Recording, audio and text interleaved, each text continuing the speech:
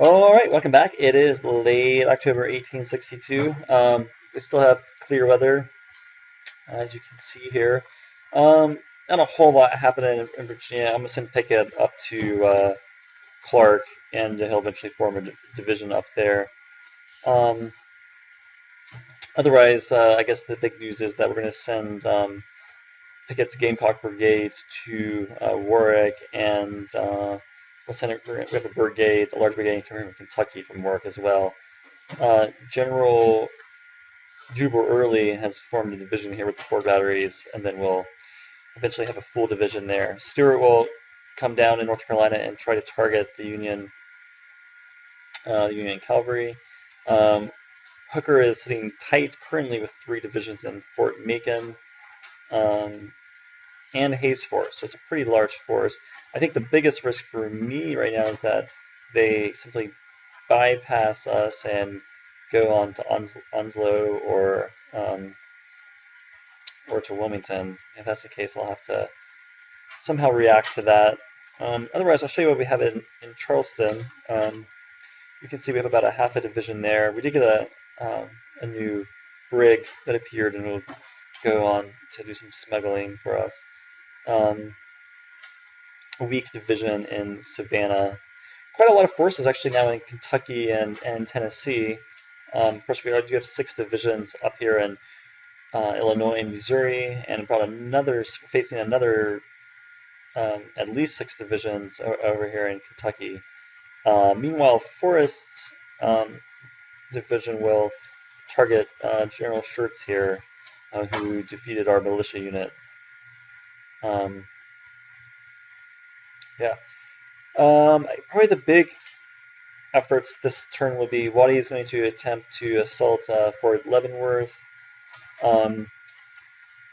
Shelby's cavalry division, which is here, is going to go assault Fort Morgan over here in Colorado. That'll put us on the doorsteps of Denver.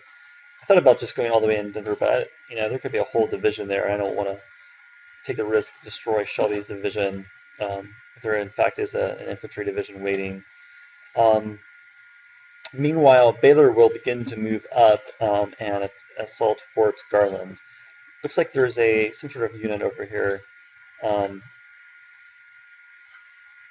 Actually, although maybe that's a mistake. I wonder if I should. Yeah, I don't like leaving something behind us. So let's assault East Mora. And that's pretty much it.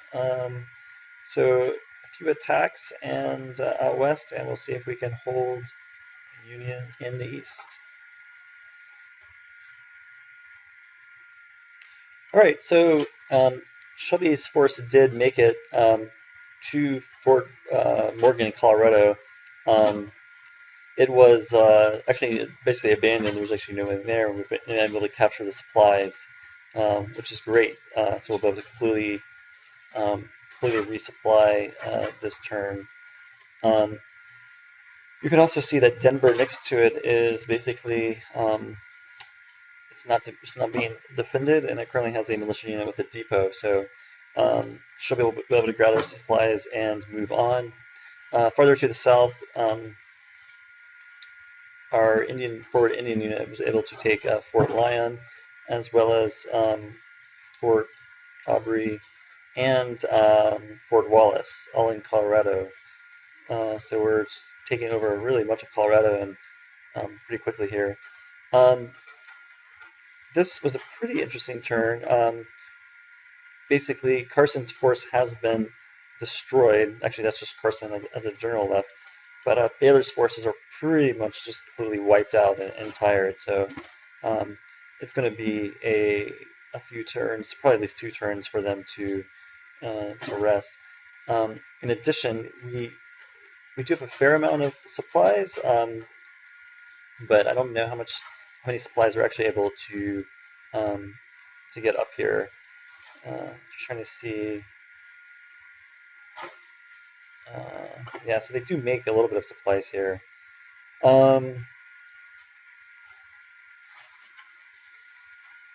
Okay, so nothing really super exciting down here.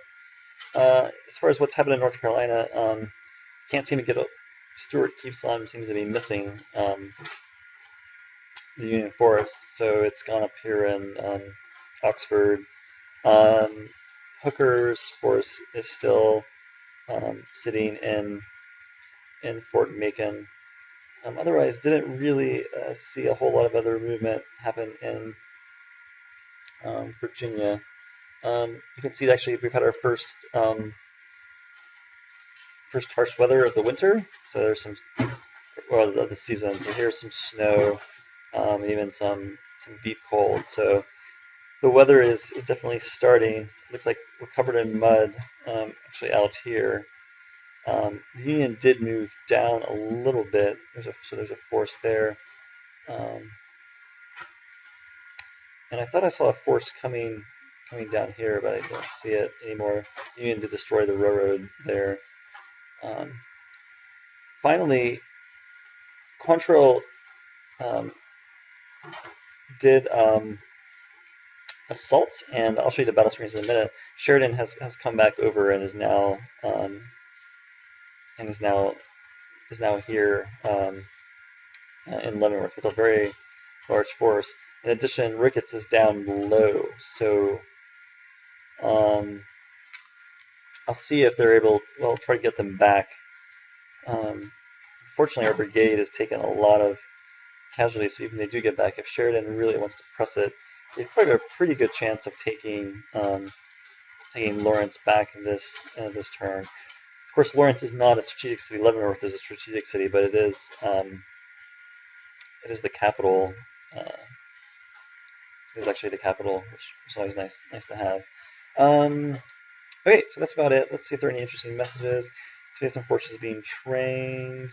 We're still continuing to sink a ridiculous amount of money in war supply and shipping. Here was the first battle where we were able to destroy a militia unit. Here was the second battle where it took some pretty heavy casualties. It looks like one of those units were destroyed. And let's see what else. This is mostly movement. And then here's the. Oh yeah, this is where Ricketts pushes out our partisans.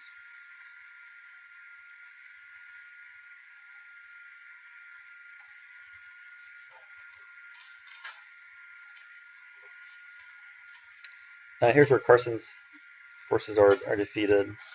So Carson doesn't have anything left in the area. Looks like there's the 10th U.S. That's a regular unit is in Fort Garland. But other than that, the Union's they've pretty much lost most of Colorado. Okay, so General Wharton is now ready. We have epidemics. Prince George. Ooh, ouch. That's a big loss. Epidemics in Fayetteville. We do have the medical unit here, so if Grant does move on, I think we'll be able to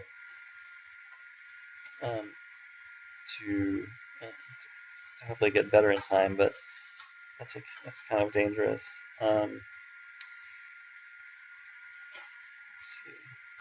Let's see. Is it snowy? No, it's not.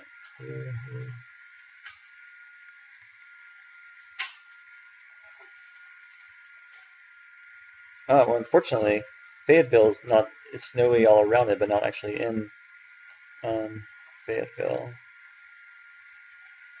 I was wondering why their cohesion was so low. So there's also an epidemic in Douglas. Wow, so two really unlucky rolls with epidemics in Fayetteville and in Douglas, Kansas. Basically, winter has arrived, so we'll see what kind of moves the Union can make. I do want to see, before we go, if 7 days, yeah, so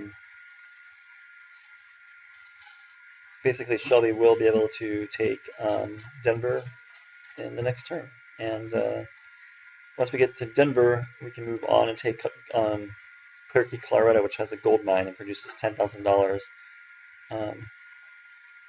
each turn per mine. So yeah, it'll be interesting to see how much money we can get out of that gold mine.